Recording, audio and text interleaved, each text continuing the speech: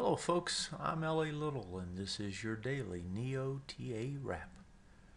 We take a look at these markets and we do it from a neoclassical perspective. Each time we ask ourselves what happened today, what does it tell us about the coming ones?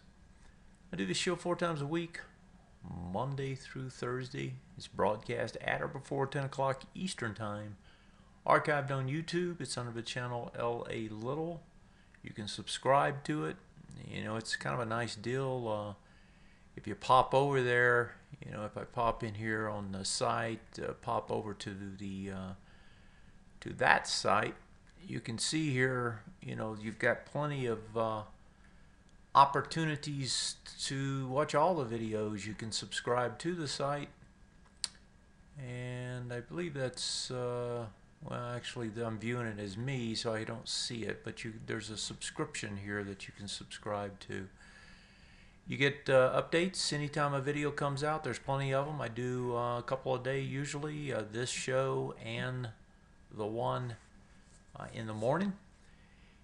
And, you know, hopefully you can find some information there that's not only educational but actionable. And actionable is what it is because these markets keep moving higher.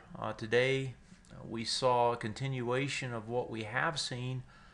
We had the Russell up about 0.5%. The NASDAQ was up almost 0.5%. The S&P's a little over 0.25%. And the Dow Jones up 0.25%. You can see here on the S&P's we just keep climbing. Volume a little bit lighter. You know, things very stretched. If you look at it on the weekly, you can see how you make the big move up fast. Now you're getting the smaller ones.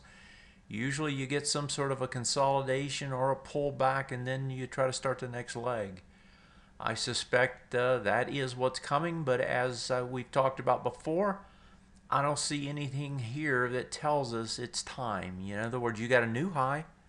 It's over last night. I mean, it's actually over Friday. Continuation.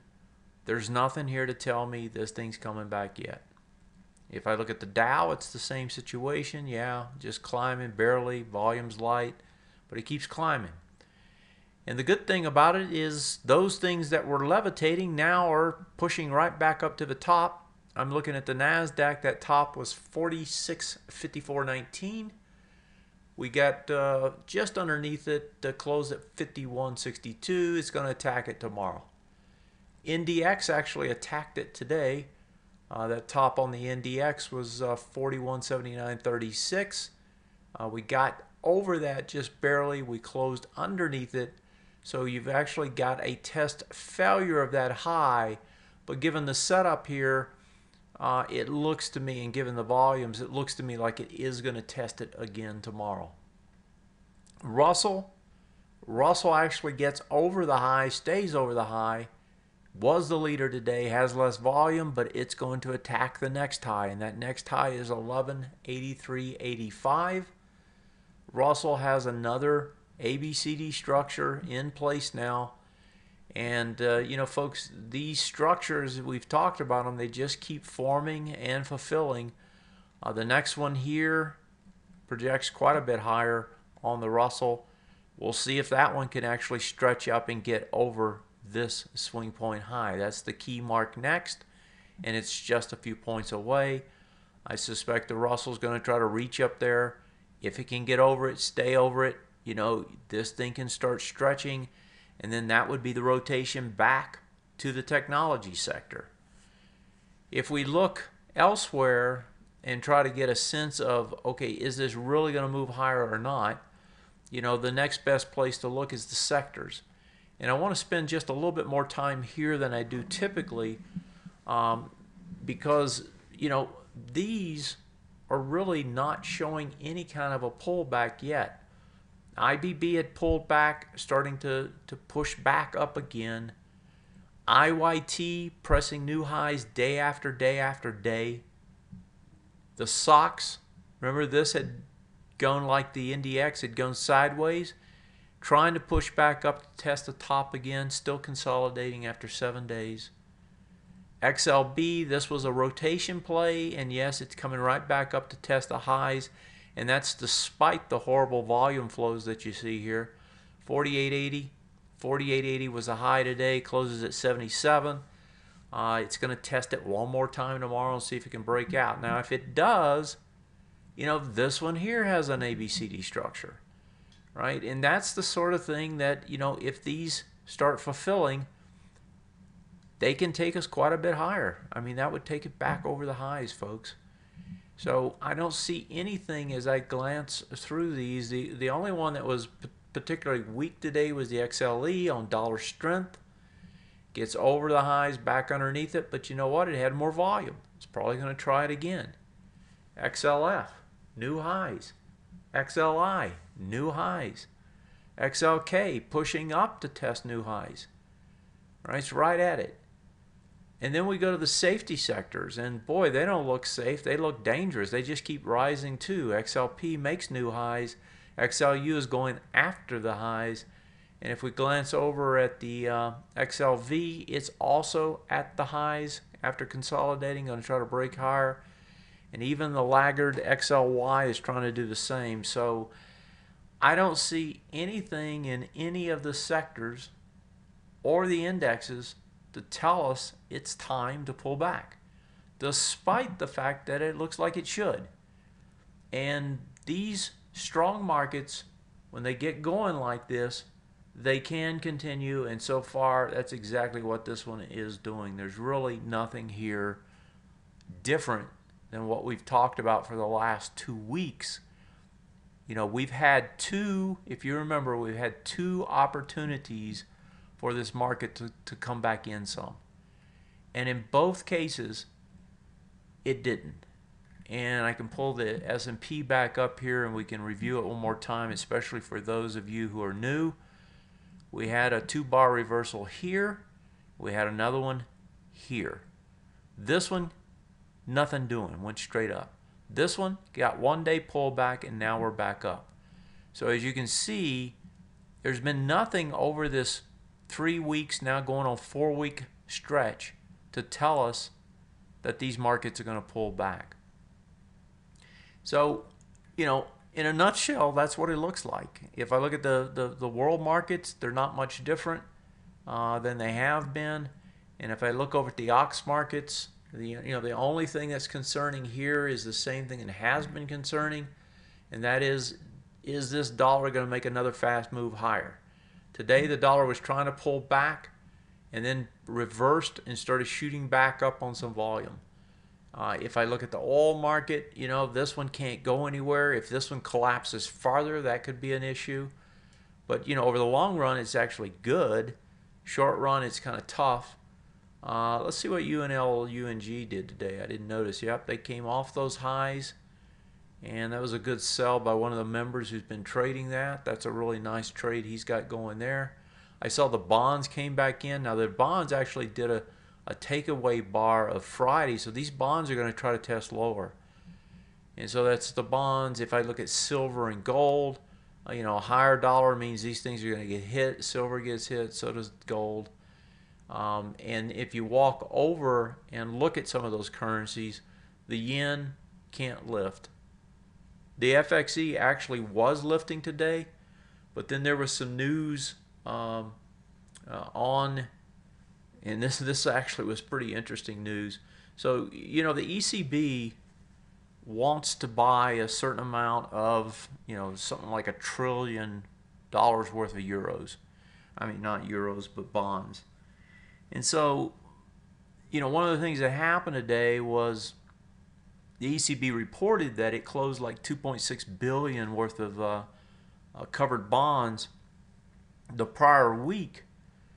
And that resulted in the euro starting to sell off. Because why? Well, because if they're not buying as many bonds, the takeaway is that there's not enough bond inventory. In other words, there's not enough bonds out there to buy. So they're probably going to switch from bonds, or at least that's the thinking here. They're going to switch from bonds maybe to other assets, more QE-like, And so, it's just funny to me that you set a target and say, I'm going to buy X number, and there's not even X number to buy. So, what can I say? Central bankers beware. You can drive the price to the point where even you don't want to buy it. And so the euro trades down on that. And to some extent, global markets thought that was great because, the euro or the ECB probably is going to buy other things beside just that. The other big news was in Shanghai and overnight, and the case there was that they closed up about 2% today, and the deal there looked to be associated with the fact that they're going to open up their markets, stock markets, to foreign investment, and of course that allows more demand for their stocks.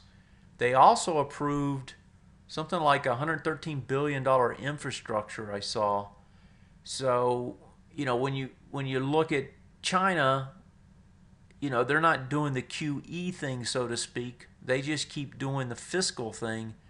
And in this case, they're making their stocks more attractive by allowing them up to be bought up by foreign concerns, which puts demand into the market. And they also are implementing more infrastructure projects, right? Build out more stuff, which of course stimulates the economy. So Japan stimulating, Europe stimulating, China stimulating, US don't have to stimulate yet. And as a result, dollar goes higher, the rest of the currencies go lower. And so far, the markets like it. As long as the dollar doesn't go up too fast, too furious, the markets can live with it, and they are. I want to take and show you something else here. So switching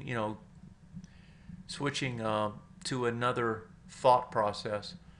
One of the things, and so the synopsis is I expect more tomorrow. Until you get some sort of a signal that these markets are going to fail, you just have to assume they're going to go up. And right now, I've had some of the members ask me on a daily basis, should we hedge? Should we buy, do some shorting? Until this market stops going up, folks, it doesn't make sense. You just have to go with it. I mean, yeah, you can get a pullback at any point, but what if it goes up 3% more before it ever pulls back? What was the point in shorting here? You got to wait on something. As a matter of fact, you kind of want some sort of a pullback, a push up that fails to tell you there's a real short. And until you get that, it's kind of hard to short anything unless you're doing day trading. Okay, so I wanted to pop over in kind of a special piece, a part of tonight. I wanted to bring up the idea of the MTTFs. Now, I've talked about these before. People that are familiar with the neoclassical, they know what I'm talking about.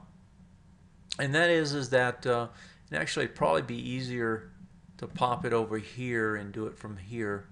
And I've touched on this before. I just want to drive home this ideal one more time, and that is that if I pull up, let me pull up the S&P 500 as the proxy. If you take and look at this cube, right, the trading cube, and you look at the bullish, right? So it's suspect, confirmed, suspect across these three time frames for this instrument. This is very stretched, and let me blow this up a little bit. This is very stretched. It's 91%. That's telling you that the trend has been in effect for extremely long time. In this case, it's almost 5 years now. The normal run is about 3.5. So you're way overextended in terms of how long the average trend lasts on this time frame. And the suggestion here is at some point you're going to get a deeper pullback that's going to reset this trend. What you have to look at is all three of them, though. Yeah, long term, we know we're near the top. We know that we've been extended for a long period of time, and at some point we're going to get a reset.